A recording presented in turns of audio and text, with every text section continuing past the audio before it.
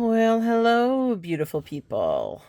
So, we're trying a little bit of a new setup. We will see what happens. So, anyway, look who showed up in the mail.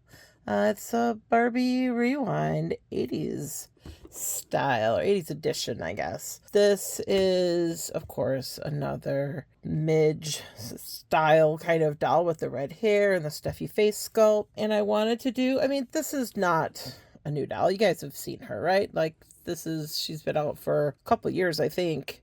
I just got her very inexpensively online. Her box is a little dinged up, so that means we won't feel bad about unboxing her. That's kind of exciting. And I thought I would bring out an actual 80s Midge to kind of compare and contrast her with. She's a little dusty. She's been on display for a while, so forgive her. So this is Barbie and the Beat, Midge. She's here in her full outfit, which we will go over. I thought this would be a great comparison, kind of back and forth. So this Midge is from 1989. This Midge is more of kind of a maybe mid 80s kind of look, but I think they'll be an okay comparison. And I just want to look at, not the style, because of course this is retro. Well, this one is vintage. So that's not a fair comparison.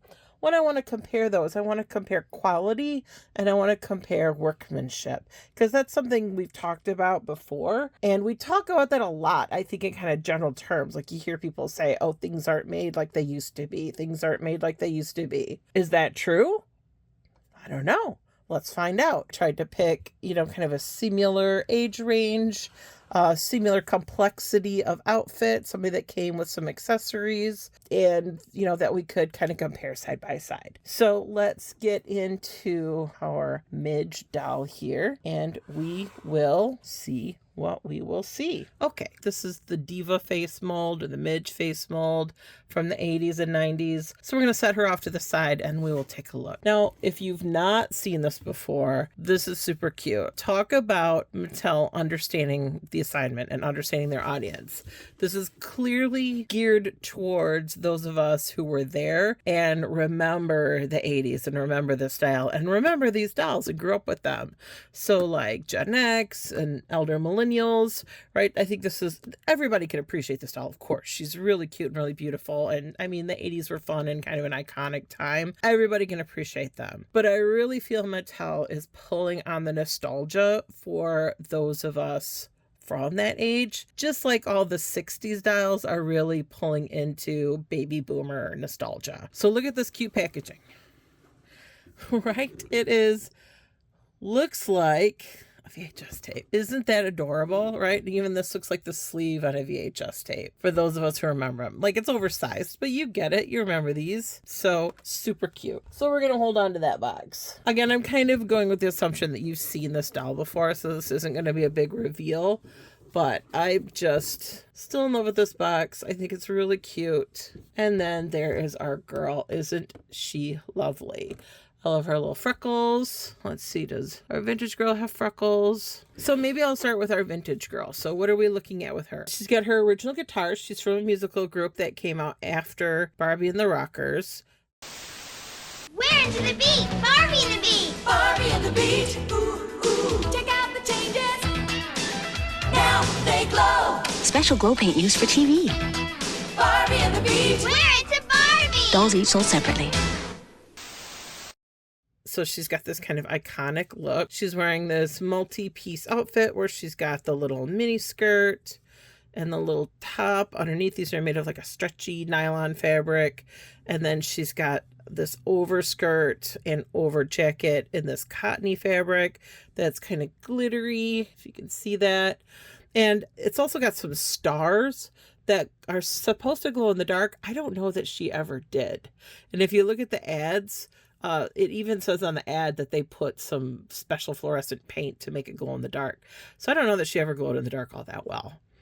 This is one that I bought brand new. So as an adult, well, I was a teenager, but still as an older collector, I was starting to collect dolls that I thought were interesting. And I was always absolutely in love with Midge.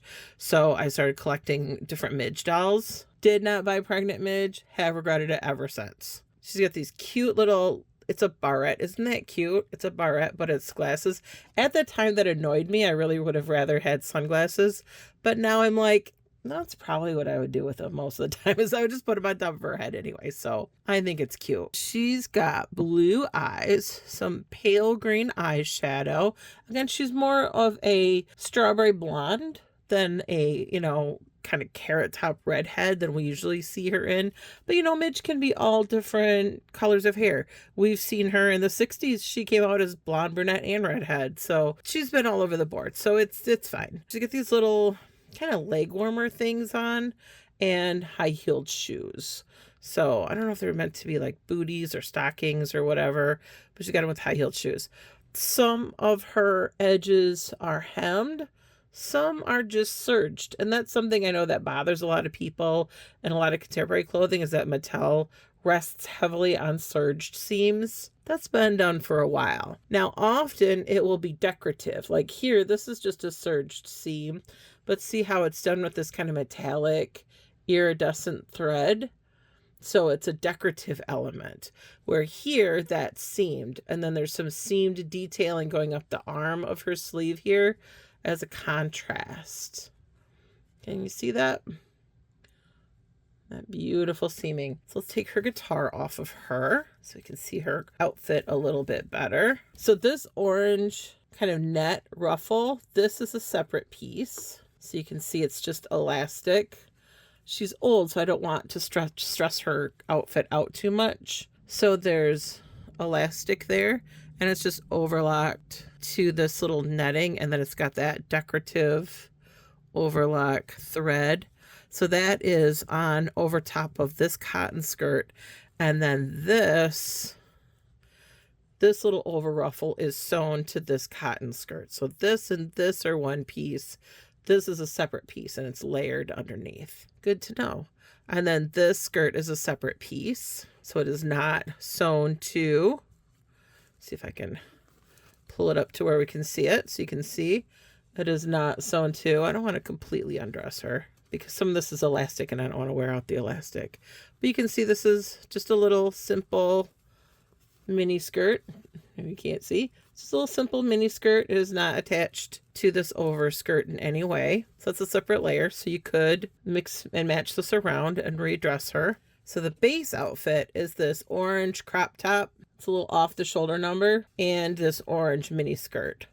And you could, this is in the vein of many other Barbies where you could have all these multi-layered outfits and you can redo them any way you wish. So you could relayer these and, mix and match them together. Her jacket, I think we looked at that pretty closely. She's got these plastic gems on the lapels, and it's pretty nicely finished. It's not lined or anything. I'm sorry. It's not lined or anything, but all of the edges are hemmed and sewn down nicely. There's some nice decorative top stitching done. And this is top stitched to help this lay down flat, which is nice. Oh, her name is on the jacket. I don't even know if I've ever noticed it before. Isn't that funny? I've had her for years and years. So her name is on her jacket. Little gathers underneath that helps it kind of scrunch up in that Miami Vice kind of look, but it also helps this shape around the doll's elbows, or karate chop arms, as that doll guy always calls them. So there's our vintage Midge. Pretty nicely made. Oh, the back of her shirt, I guess I didn't show you that, is Velcro. It's the big old bulky Velcro. The skirt though has a snap, so it's a weird transition of things. So her skirt has a plastic snap. I think she came with a bunch of cardboard stuff. I don't remember, and if she did, I don't think I held on to much of it. But she also came with her guitar, which we have here, and I'm 90% sure this is her guitar. I have several of these guitars, but I'm pretty sure this one's hers. All right, so there is our girl. Now, let's compare her to the workmanship that we see in our contemporary doll. And you can see she comes with a variety of accessories, which is kind of cute. So differences already off the bat. She does come with a stand. Oh, she would have come with a brush too. hold that thought. So I 100% have her brush. Well,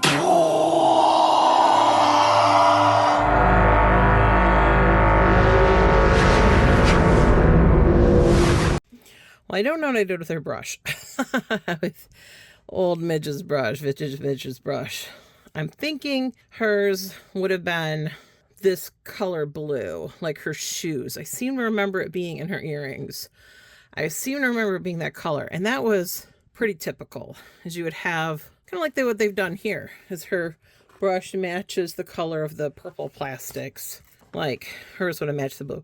But I have it, it's just somewhere I can't find. But I did bring two to show you. So this is this kind of next evolution in brushes.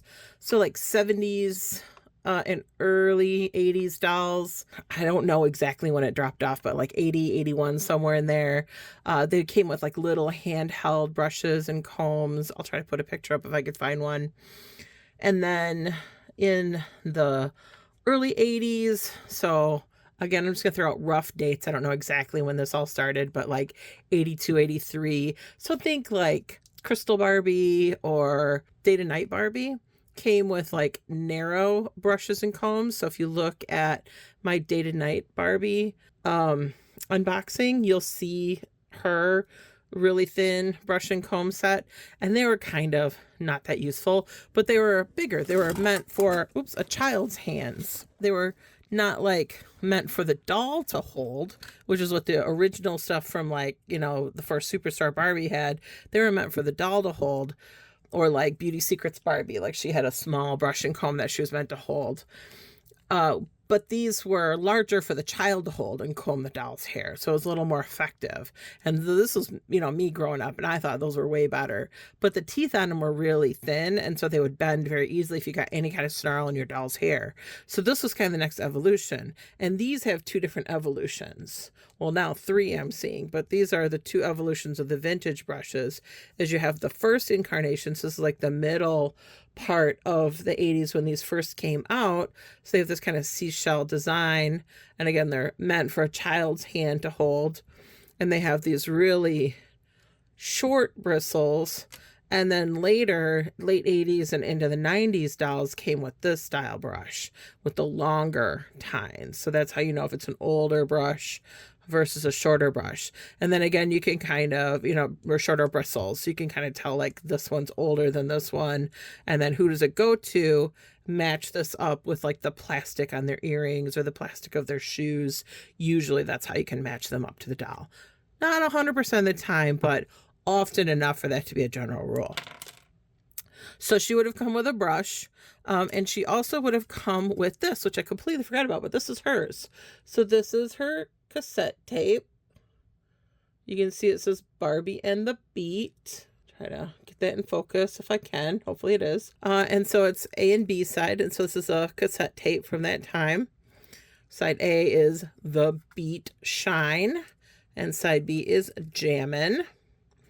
And yeah, these were songs that were put on tape. If I can find recordings of them, I'll shoot some links down in the description box of what they sounded like. So there's our gal's stuff, right? She would have had a brush at the minimum. And again, I think she also came with a bunch of cardboard stuff that I just didn't hold on to. It just didn't survive the times. If I can find any representation of that online, I will. But she's about the age of that, of like cardboard accessories. So now let's get into our girl here. She has her most useless accessory, the paper thin. Oh, this one actually says Barbie Rewind, so at least it's more specific than some of them. But it's a signature of authenticity. She's free from her prison. Hooray! That was way more work than a vintage Barbie ever would have been. Okay. Put some of her accessories up here. Okay, so again, you've probably seen these before, so this is not earth-shattering by any means, but I think she's cute, so we will discuss her anyway. So she comes with a stand, which looks like a cassette tape. It's even pretty close in size. Pretty darn close. I bet somebody took one and stuck it in some kind of a mold medium. There's even the tape, on the bottom. Yeah, that lines up a little too nicely. Doesn't have the tabs. So these are these are the recording tabs. So back in the day, when you would get a blank tape and you wanted to record on it, these would have plastic tabs covering those holes up. And then once you recorded whatever you wanted to on it, so it wouldn't be accidentally recorded over, you would break those out with like a ink pen or something, or a screwdriver or something. You would pop those tabs out. If you wanted to reuse the tape, you would just put a piece of cellophane tape or clear tape, scotch tape over those, and you could reuse this. So this could be, in theory, like right now, it's record protected. You can't record over it. But if you wanted to, for some reason, you could just put some cello tape over it and you could record over these. There's a little handy tip if you ever find yourself back in 1985 and you need that information. I don't know why you would, but just in case you do. Not the most useless information ever. But here they've turned this into a stand. Cute, right? So that's what this hole is for. That wouldn't normally be there. So we've got a stand, and it's one of these kind, which we hate because this is inflexible, and so we'll invariably break at some point. But as of right now, it's cute. Okay, so we'll go over accessories first. Let's do that first. Let's stay organized. Okay. So stand, we'll count that as an accessory. That's not anything except collector dolls came with back in the day. So like the Dolls of the World dolls, those would come with stands. The Bob Mackie dolls, those came with stands. Things like that. This girl would not come with a stand. She didn't. You'd have to, if you wanted to just display her, because she was a Playline doll. She wasn't meant to just be on display. So just like modern Playline dolls don't come with stands. Wouldn't that be a great world that we lived in though? There's this backpack that she comes with. Cute, with the molded on buckles. It's plastic. This doesn't bother me that it's molded plastic. A lot of times I want them to be fabric. This is okay. You can still use it. It's got this slot where you can put stuff in. It's cute. It's fine. So she's got her backpack. She'll hang there. She's got her brush. And you can see that they are molding it after. So the mold is the same that they used. So they probably reused a mold, or maybe somebody had one of these and they created a new mold out of it.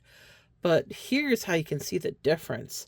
Look at how few times there are versus this. This is probably actually going to be kinder to her hair. This is probably not a bad idea. These would sometimes just rip out gobs of hair, especially the old Connecalon dolls, which that's what she has, the old Connecalon hair. So this will be a little kinder and not tug on the hair and pull so much out. So she has her brush. I'm going to put that. It'll be a little off screen, but we'll put it right there. We'll know in our hearts that it's there. See if I can squeeze it into the frame. She comes with a book. This was held down with the grossest tape, and you can see it's still sticky. But it's a little plastic book. It's cute.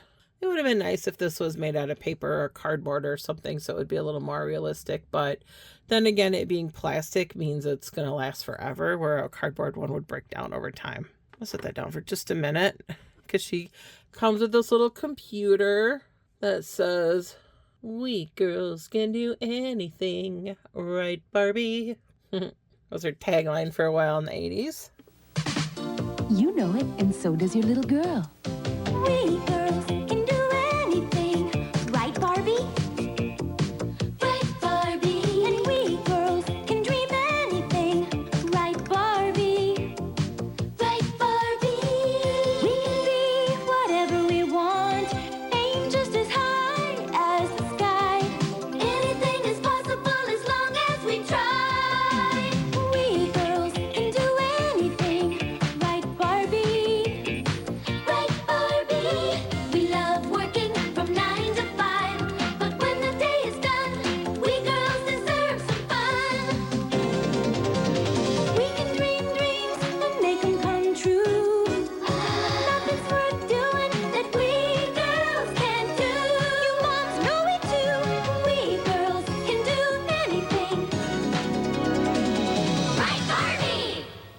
So that's cute. And that's an oldie kind of computer. She has glasses that have no lenses, so they are clear see-through, so they're not sunnies. They are just glasses for her to see. She has a protractor, so she can do her math homework. She has, so math is not hard for this Barbie. A hush falls over the General Assembly as Stacy approaches the podium to deliver what will no doubt be a stirring and memorable address. Math class is tough. Right on, say it, sister. It's not funny, Barb. Millions of girls will grow up thinking that this is the right way to act. That they can never be anything more than vacuous ninnies whose only goal is to look pretty, land a rich husband, and spend all day on the phone with their equally vacuous friends talking about how damn terrific it is to look pretty and have a rich husband. Just what I was going to say. She has a pencil for doing her math homework, or maybe even some of her art homework. So those are the accessories she came with. They're all plastic, which is nice, not cardboard, actual glasses, not just a little barrette of glasses. So that's kind of cute. Let's talk about her body. So she is on a kind of version of a 90s articulated Barbie, where they had the joints at the elbows and full, let's see, does she have full range in the shoulder? Yeah, kind of. Yeah. It can go up and it can go back and forth. And then she's got the singular hinge in her shoulder. Oh, she can also swivel. That's nice. And then she's got the wrist that can swivel and bend. She has a ring like our girl here. So honestly, in the 80s and 90s, I would have loved my dolls to have arms like this. That would have made her way more posable. Like, she can't touch her face. It's not a made to move body, but it's more articulation. She can interact with her world a little bit better. She has earrings. These are molded after the earrings worn by Totally Hair Barbie and Dance Club Barbie has these earrings. I don't know if anybody else does, but Dance Club Barbie has these and Totally Hair Barbie. So that's kind of fun, right? Referencing some very iconic dolls with her earrings. That was the first thing I thought when I saw those. I was like, they did not. But yes, they did. Of course, the red crimped hair. Our girl has a terrible case of box hair. I mean, it's terrible. So we will give her a little brush out and see if that comes out better. But the crimped red hair, I mean, come on, right? Like, come on. There are so many iconic dolls. Ew, what's going on here? Look at that. Ugh. This would never back in the day. Her hair would be bouncy and fun and beautiful right out of the box. I don't remember her having terrible box hair right out of the box. Maybe she did, and I'm not remembering. Also, it's very inconsistently crimped. Am I missing something? Is there... No, I think it's just badly crimped. Like, look at how some of it is crimped, but some of it got missed. That's not crimped at all. Can you see that? What the heck? And then this is super crimped. So that's just, and then this is like, I don't even know. So that's just bad. That's just cheap manufacturing. Just really cheap manufacturing. So they really could have done better on the hair. How is the... Oh, she's kind of doesn't have a lot of hair either, does she? It's okay, but like, I don't know. Some of that's because of how she was sitting in her box. I guess it's okay. We'll see when we brush her out. Like, this girl has hair for days and days. Huh, she still has her original rubber band. It's cracking, but it's still there. Like the old Kanekalon hair dolls with the crimped hair, man, you'd brush them and they would just like, woof. She does also have the bend and snap knees. This, I think, was a mistake, and I'll tell you why. Because first of all, her legs are like,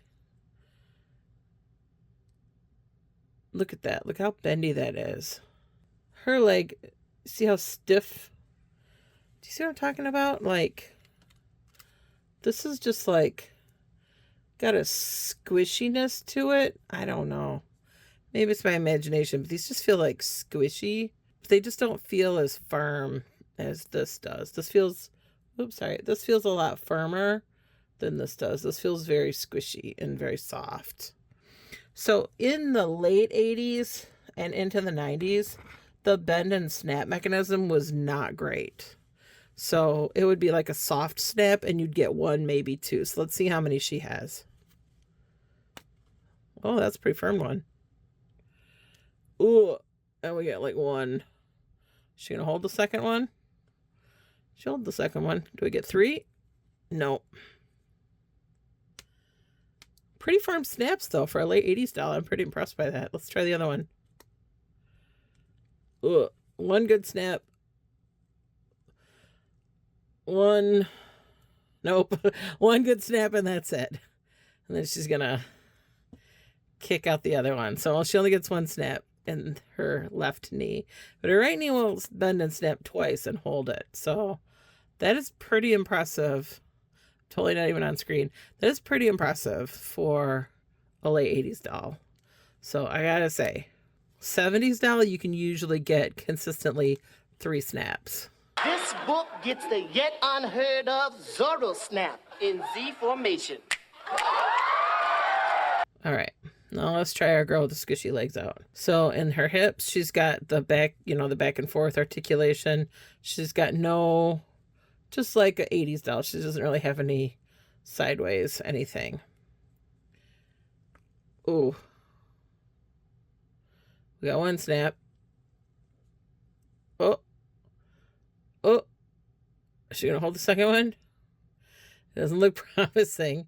It wants to go back, but it held. It's held. It's holding. So we got 2 snaps. 2 snaps in the right knee. Let's try the left knee. Oof. Oh, no. No. She's only going to do one in the left, too. There's not even a second one even to try. So same thing. 1 in the left, 2 in the right. At least they're consistent. At least they suck when the snap's in the right way. They were such a better... Now, for looks, bend and snap knees are the way to go because you get that beautiful, seamless leg, right? Made-to-move legs are a tragedy when they are nude. I mean, they are a train wreck, in my opinion. But for mobility, you can't beat them. Okay, let's take a look at her feet.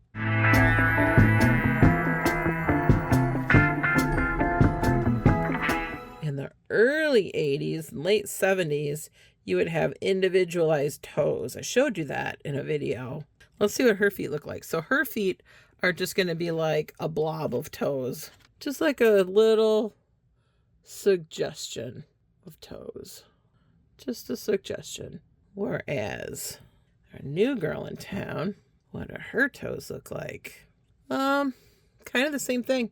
Kind of the same thing. So not too far. So, I mean, as far as being like, she's got the high-heeled foot. So as far as being pretty true to form, I think they're doing pretty well as far as the doll goes, honestly. So hair, I would say, is kind of a C-. The rest of the body, because we've got the articulation in the arms that we wouldn't have before, I'm going to give that a B+. Like, as far as maybe even an A-. Like the bend and snap knees kind of stink, but they just stink. They don't stink. They're limited. They're just okay. So let's look at her outfit really quick. Now, again, this is a collector line doll. So she's going to be higher quality than a play line doll. So she should be head and shoulders above what we see here.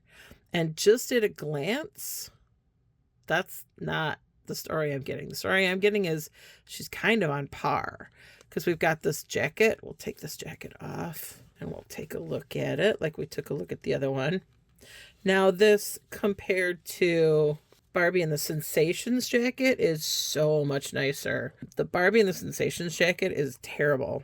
And I talk about it in my Barbie and the Rockers video where I talk about Ken's pants and how they fell apart on me. My Belinda doll from Barbie and the Sensations has a jacket very like this. I'm trying to remember to throw a picture up. This is going to bother me forever. Look at how that one snap is off center. Oh, it's just a little glob of paint to imply a snap, but that's going to drive me crazy. But the construction is nice. So this, I would say, is as nice as this. Wouldn't you agree? Let's look at the inside. It's finished very nicely. got hems all the way around. I like this transition from this kind of vinyl fabric to this. And we can say, well, we'll see how this vinyl fabric holds up over time. But like my Belinda doll, the vinyl arms on her jacket, it came off right away. Like right when I took her out of the box in 1991 or whenever I bought her, like it peeled off right away. So it was never good. That material, it was never stable. This feels much more stable and much nicer. It's still cheap vinyl, but to some extent it has to be, because again, you don't want bulk. You don't want heavy duty marine vinyl, right? This has to be thin so it matches the Barbie's scale. So am I saying that this is every bit as nice as this, but don't you think this should be a little better because this is not a playline doll? That's something to consider. She's got some of the same things we said about our girl over here, in that some seams are serged. So this is serged along the top of her leg warmer and the bottom of her leg warmer. So there's a combination of that and finished seams along top of her. Yeah, it's a little, is that on her skirt or is that a onesie? Let's find out. So we've got Velcro in the back for the skirt. Okay, and the skirt has kind of little built-in panties. So this is a 3-piece outfit, skirt, top, and jacket. I don't know, you guys, playline doll, we get basically, right, an outfit that we can kind of mix or match some pieces. So we can get at least 2 different looks out of it, if not 3 or 4. This, we've got 1 look and that's it. For a collector doll, don't you think that they could do a little more? I don't know. So we've got some unhemmed, they're just cut edges on this nylon kind of tricot fabric, whereas this is a similar kind of fabric, but it's also hemmed. See that? So her skirt is this kind of nylon-y fabric, and it's not hemmed. But the waistband of the skirt is nicely hemmed and nicely top stitched, so there's a beautiful detailing there. The armholes and neck hole of her shirt are nicely cuffed. The hem of her shirt is nicely cuffed, and that's nice. The back of her shirt is also Velcro. It looks really off-center. See, this tells me, okay, look at where the center line is on the shirt, and look at where her arm or her seams are under her arms. So they cut. So instead of having this side a little longer and then turned under so that the seam is in the middle, they just cut 2 equal sized pieces that were each a little bit long, tucked one under, and then that throws the Velcro off to the left a little bit. That's not great construction. It's all right. It does the job. It's just cheap and cheating. And it's just not nice. It's not nicely made, is what I'm saying. Does have the better Velcro. Although this Velcro, after a while, kind of gives up on life and doesn't work anymore, I've found. Has anybody else found that to be true? This also doesn't look to be lined up well. It's just like clearly, quickly done in a factory, which we all know that's what's happening, but let me straighten this out a little bit. See, that's the problem, because they didn't put that in the center. Everything's thrown off a little bit. Like this Velcro should be along her spine, not over one shoulder blade. So some nice things, some cheap construction techniques.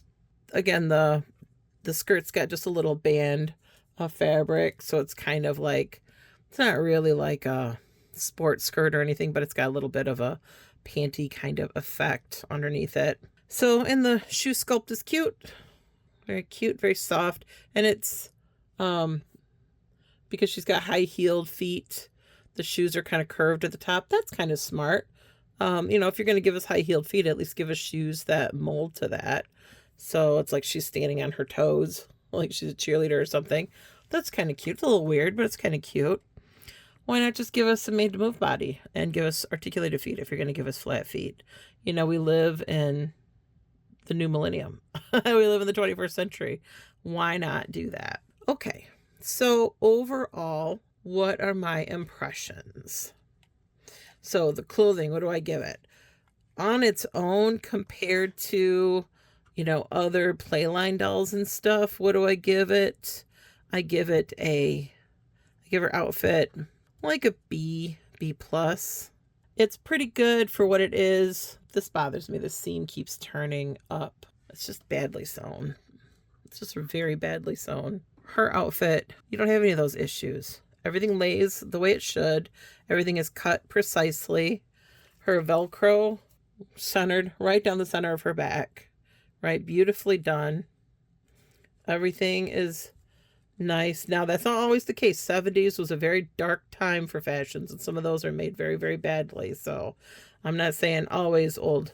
So I would say she's as good as a Playline doll from that age, which I'll let you decide. Is that good enough? Right? Is that good enough? Now, and also, I mean, come on. Strawberry blonde, Midge's hair, way better, way nicer. Hopefully hers will brush out better. Okay, so overall, what do I give her? Also, these arms, they just feel cheap. The plastic just feels like it's not good. And why do her elbows hyperextend so much both directions? Like, I never know which way is the right way to go with these elbows. Do you? Which way is the right way? Is that the right way? They're just so weird. There we go. I guess that's the right way. So I like the articulation. I like that there is some articulation, that she's just not frozen in the karate chop pose. But also, this plastic is just feels way nicer. It's smooth. It's soft. It's got a really nice touch to it. This, I can feel mold marks. You can see some mold marks on it just with the naked eye. And it just feels thinner and cheaper. And like I could like pinch it and just snap it. Where this feels a little hardier. These are prone to breaking at the neck. So you do have to be careful if you're going to rebody them. Some people like to rebody them on made to move bodies. And you can, but be careful if you want to preserve the body because they are very prone to breakage. Okay, overall score. Again, comparing her to a Playline doll from the 80s, I would say, you know, I would have picked this up back then. The body, honestly, kind of 80s clone doll quality, not 80s Barbie quality. The clothing, not bad. The hair, kind of a hot mess. Really needs a little bit of love. Her face, oh, I mean, oh, it's a Steffi's face mold. Let me turn this glare off really quick. She's so pale. Like, look at that. Look at that beauty in her face. It's perfection. What's to say? What's more to say about her? So next to the 80s doll, I give her, I'm going to leave that light off. See if I like it. Compared to the 80s doll, again, I think she has her pros. She has her cons. I think she holds up to the 80s Playline doll in some aspects. In other aspects, she maybe kind of fails. So again, I think I would give her, if this is an A, I'm going to give her like a B or a B plus. Pretty good. Very nostalgic. You know, that drags her a long way. Beautiful face mold, fun details, fun accessories. So a lot of that gets us a long way with her. But in the end, I expect more from a collector doll, right? She is comparable to our 80s Playline doll. I'm recording this in 2025, and who knows what's going to happen with tariffs and stuff and what's going to happen to Mattel. So, you know, maybe her quality will go down even further. Who knows? Anyway, so I hope this was helpful. I hope this was useful to you. I hope you had fun.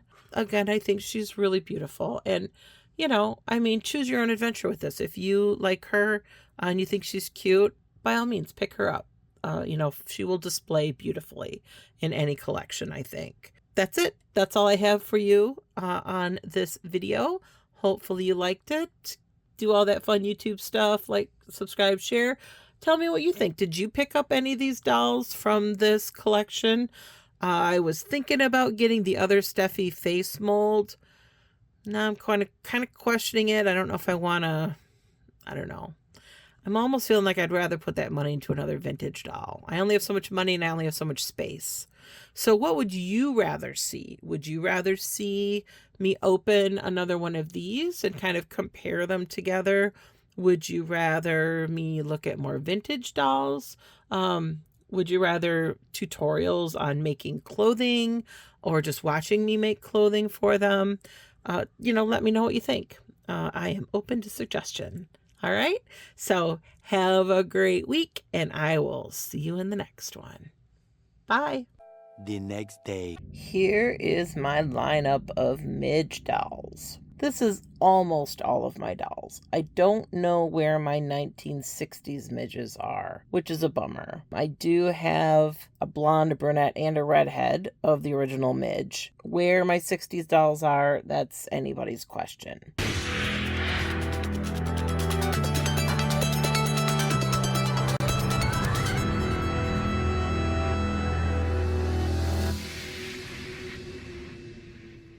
But Midge was started. She was introduced in 1963, so shortly after the first Barbie was introduced. And after that, she was kind of forgotten for a while. So she was Barbie's first friend. Barbie got a lot of criticism early on. She's always been very controversial in some ways, and some parents thought that she was too mature in the way she was depicted and maybe too sexy a little bit. So Midge was brought in as Barbie's kind of girl next door friend. And so she was freckle-faced and wide-eyed and a little bit more innocent looking, and that was meant to she had Barbie's body and they all wore the same clothes, but she was meant to kind of calm the parents down so they weren't quite so up in arms about Barbie and her styling. And then Midge disappeared in 1964. She disappeared until 1987. And that's when our first Steffi-faced Barbie came out. And that was with California Dream Barbie. So that was the first Midge that had been around since the 60s. I don't have one of her, but I do have the next one. In 1988, we have this girl. This is Cool Times Midge. You can see she's using the Steffi face sculpt. She's got this, really pretty kind of soft reddish hair. It's almost a little bit on the apricot side. I don't know if the camera's really picking that up, but in person, it's almost this kind of coral red or apricot red. It's a really beautiful color. And her face paint is very subtle and very, very kind of natural. She's got really faint freckles on her cheeks, her customary blue eyes. Sometimes Midge has green eyes, but in general, she usually has blue eyes and red hair. That was our introduction back into Midge. And then, so this was again from 1988, this girl. And then the very next year, 1989, you can see there's another significant change. So this is our Barbie and the Beat Midge, and she has the Diva face sculpt. So Diva was from Barbie and the Rockers, and it's a very different face sculpt, a little bit more reminiscent of maybe first Midge. I think she's kind of got that girl next door appeal. And this one has, really beautiful, again, kind of strawberry blonde hair. And so we have her for quite a while. We have the Diva face sculpt until about 2004, somewhere in there. So sometimes this is referred to as the Midge face sculpt because she becomes really known for it. This is the other one that I have in my collection. There were lots of them produced. This is just the only other one I have. And this is, of course, from Earring Magic Barbie from 1992. Or Earring Magic Midge, I should say, from 1992. So again, that's 1988, 1989, and 1992. So she uses this face sculpt until about 2004, the last one that I've seen. If I find something else, I'll do some research before I put this out. If I find something else, I'll let you know. But that's the last one I know of off the top of my head. And then we lose her again. We don't see Midge again until 2013 when Barbie Life in the Dream House, the web series, came out. There was a Midge associated with that, but she went back to the Steffi face sculpt. And she's a really beautiful doll. I do not have one of those in my collection because they were wildly popular and they sell for lots and lots of money. So I do not have one of those. I would love to have one. Hopefully I'll find one someday. That doll, I'm told, has a slightly larger head on her. So she's not like kind of a typical Barbie-sized head. So she's a little bit more cartoonish looking, but also she's really beautiful. She has real rooted eyelashes. Her makeup is really beautiful. I'll put a picture of her on screen if I haven't already. So then we get 2013 Barbie Life in the Dream House, and then that goes away for a while until 2022, and we have our girl here. So our Barbie Rewind girl. Again, using the Steffi face sculpt with the red hair. Now, she is not a confirmed Midge. She's an assumed Midge because, again, she's got the blue eyes, she's got the freckled face, she's got the red hair. She's very heavily coded as Midge. Same thing with this Chase variant Barbie. She's often referred to as a Midge, even though she was not marketed directly as a Midge. She also has the blue eyes, the Steffi face sculpt, and I think she has some freckles, and the red hair. So all the things that you expect there to be on a Steffi. And they both look very reminiscent of that Barbie Life in the Dream House Midge. So that's why they're often referred to as Midges and just kind of accepted as canon as Midges. So that's my girls in all of their glory. Get them in this kind of Kaiser Sose style police lineup. But anyway, I don't know if I'm saying goodbye, if we're moving on to the next section. So I'll just say goodbye for now. This might be the end of the video. This might be moving on to the next section. I really don't know. But we're going to take some pictures of these beautiful gals, and I will see you later. Thanks for listening.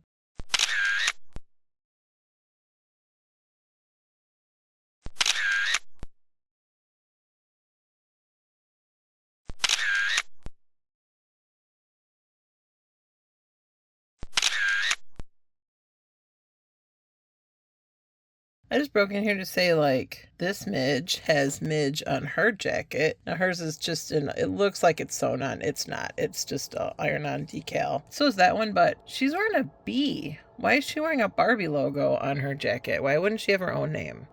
I'm just saying. Like, is she in a cult? Is Barbie a cult?